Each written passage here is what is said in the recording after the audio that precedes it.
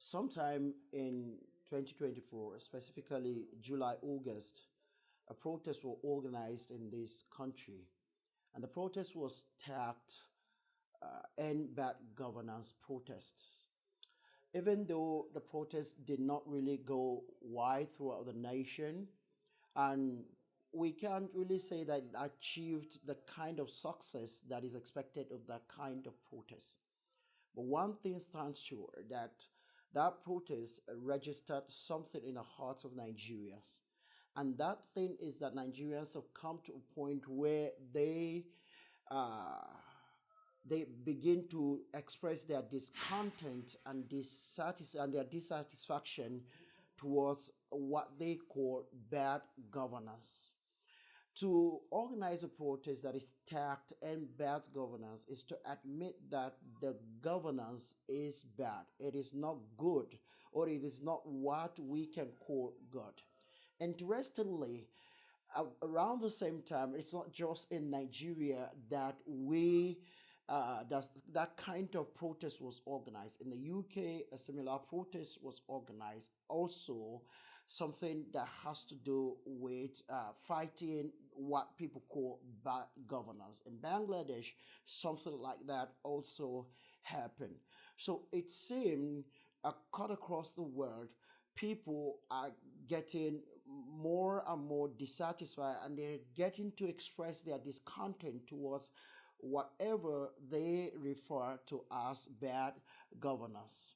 Now, I like to talk about that with you in this episode on our CAS channel. You're welcome to CAS channel. I'm yours, Mark Martins, a Bible teacher, author, writer, and societal development advocate. And this is CAS, your church and society series. What do we understand by bad governance? And if there is something that we call bad governance, that means that there is something that we can call good governance. And for us to be able to talk about good governance or bad governance, we need to understand what we refer to as bad governance and what we refer to as good governance.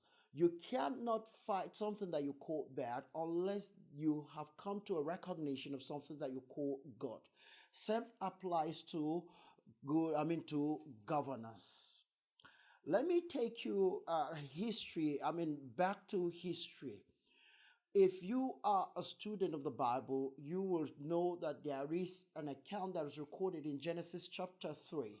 Generally, in theological parlance, it's called the story of the four. That's the story that talks about how the first human beings disobeyed God and broke his law so as to have their way. And according to that story, that's what initiated sin into the life of human beings and into the life of human society.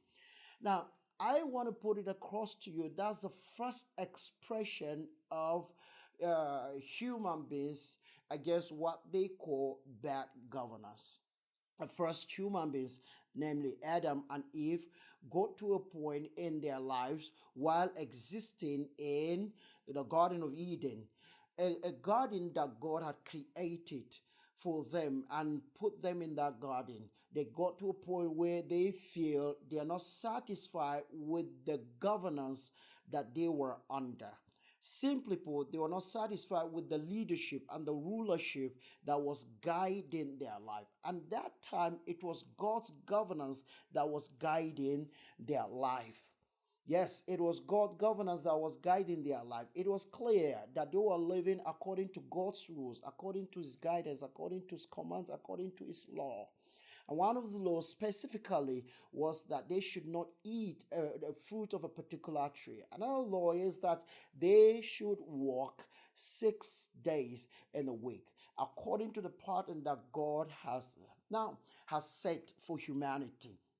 Now, they got to a point where they feel that was not enough for them. That was not something they were okay with, and they revolted against it. And I tell people, that's the greatest political treason that has ever occurred in human history. A time when humanity revolted against divinity, a time when humanity revolted against the rulership of God, against the governance of God. In my opinion, that is the beginning of protest, revolt against what people call bad governance. Now, from that context or from that story, you'll understand that bad governance can refer to any kind of rulership, any kind of leadership that people feel they are not okay with, they are not satisfied with.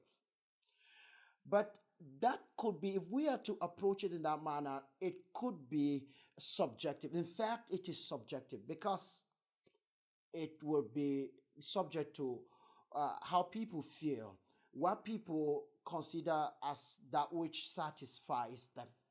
But you see, from that moment, people have been revolting against anything they tag bad governance, any kind of leadership, any kind of rulership, especially political leadership, that they are not okay with.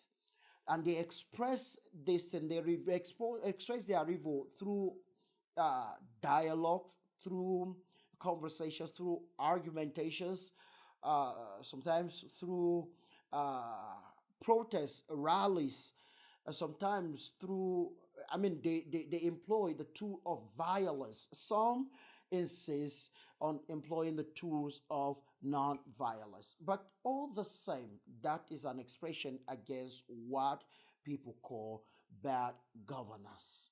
What that tells us is that deep inside humanity, there is this thing that we can call a quest for good governance.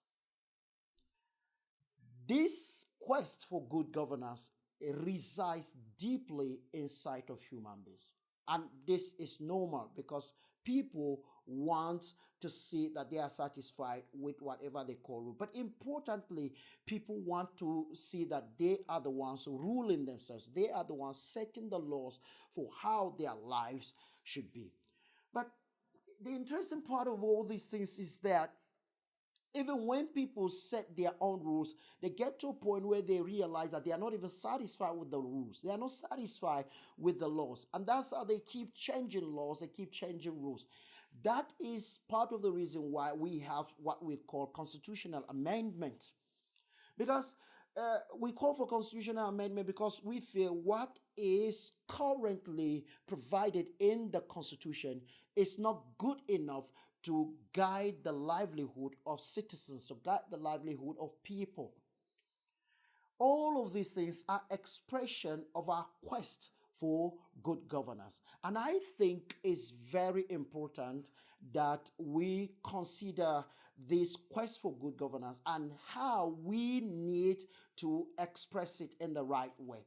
And I put it across to you. Jesus Christ, when he came into this earth, he taught his disciples, he taught his followers how to express this quest for good governance. By God's grace, in our next episode, we will consider Jesus' model for expressing good governance. Thank you so much for following and thank you for watching this video. I remind you, please, if you've not subscribed to our channel, try to subscribe and also share this video with others. See you in our next episode. Thank you.